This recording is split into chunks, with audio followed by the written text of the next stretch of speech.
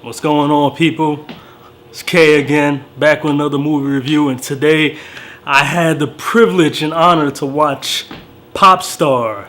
Never Stop Poppin'? I forget the subtext of that title. Don't mind me. But it's 2016 comedy mockumentary featuring Andy Samberg as singer Connor Ferrell. Apparently this is like a long stemming thing that he does with his group called Lonely Island, I think, where he's the front singer of this group. His name is Connor Ferrell, I guess, in that group. And I know it was a Saturday Night Live sketch and all that, Dick in the Box. I understand all that. I get the jokes. So I just never really paid too much attention to the Lonely Island group because they're not to be taken serious. So I didn't pay that much attention to them.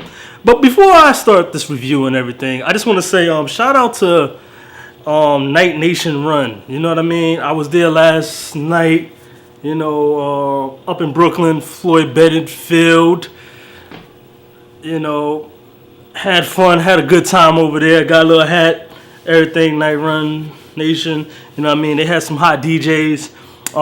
Definitely check it out if it comes to your town, or it might just be in New York. I'm not sure, but I think it's in like other places too. So if you ever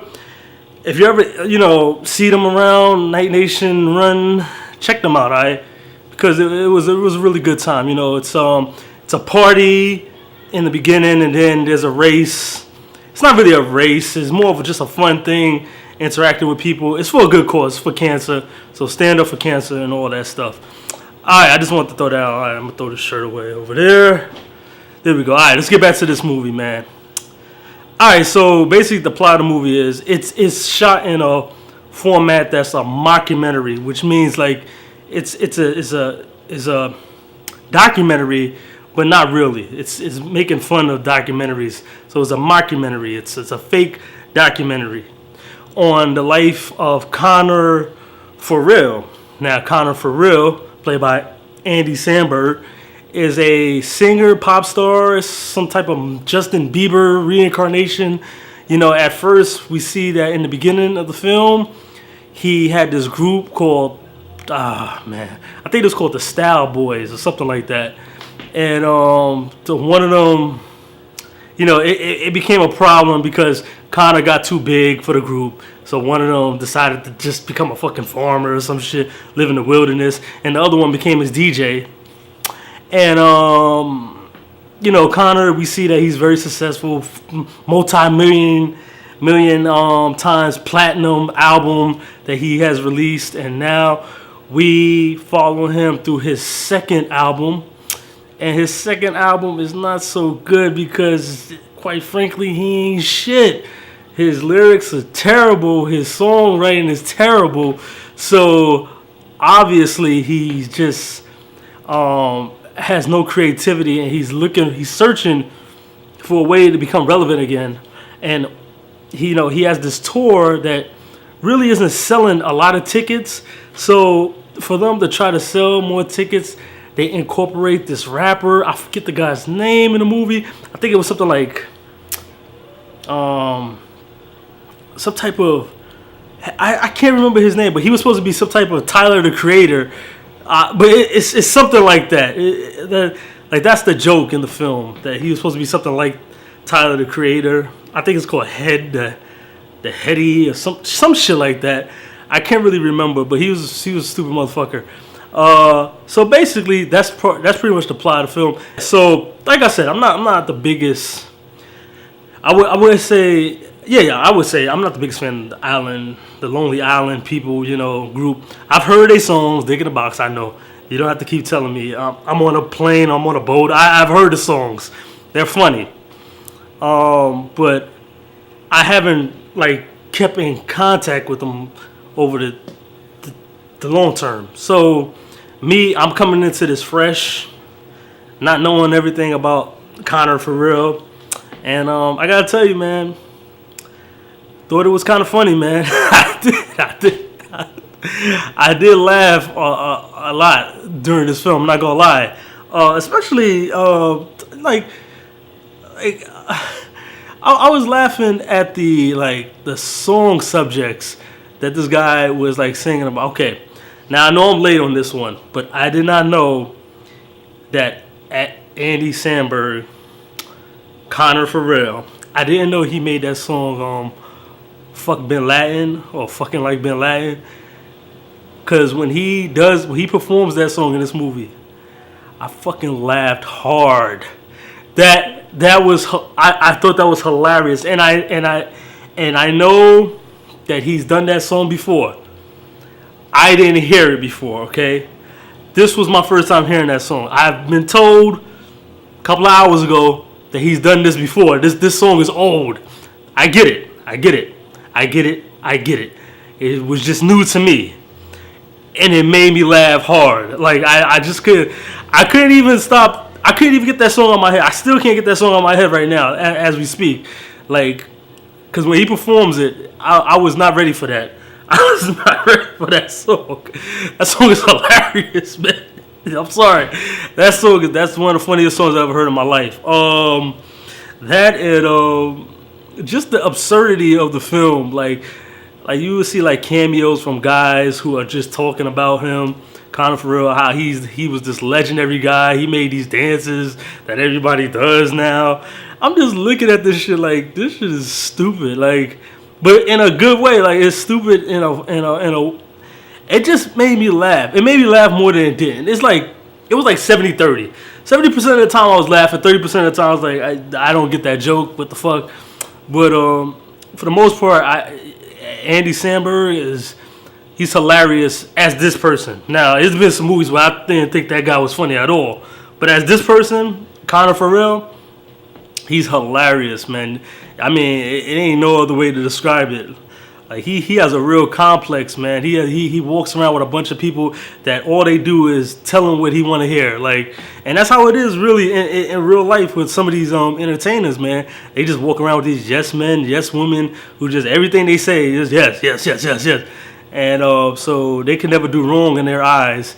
And I like how this film captured that. You know, there was some other performances. Tim Meadows is in the film, and he's serviceable. You know, he's not like the funniest guy in the movie, but he has his moments, he has his parts. He plays it straight, I thought, more often than not. You know, there's a lot of absurdity going on in the film, and he tries to play a little bit of a straight role, even though sometimes it gets a little blurred, even with him. You know, the thing about the film that I really like is because I like the format of this mockumentary kind of format, because I felt like if this was a straightforward narrative, I don't think it would have been as funny. Like, it needed like that absurd, you know, people talking about him, and then you see it implicated on screen type of thing. Like, I think that helped give a fresh breath of air to the film, you know, because I feel like if this was just a narrative where it went from, you know, A to B to C, you know, first act, second act, third act, I don't think this film would have been as funny. But like the absurdity of just some of the scenes, like, and once again we have more scenes. We have another scene in a movie involving a penis, and this one was just really shocking. I thought the penis joke in Get Hard was kind of shocking, no pun intended with that that title. But nah, this was more shocking than that.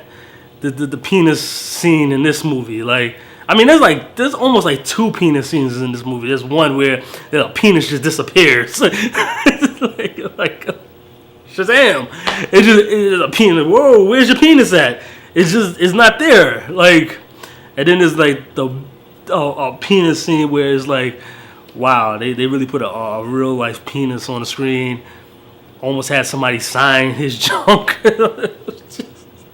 It's just fucking stupid. But I loved every minute of that.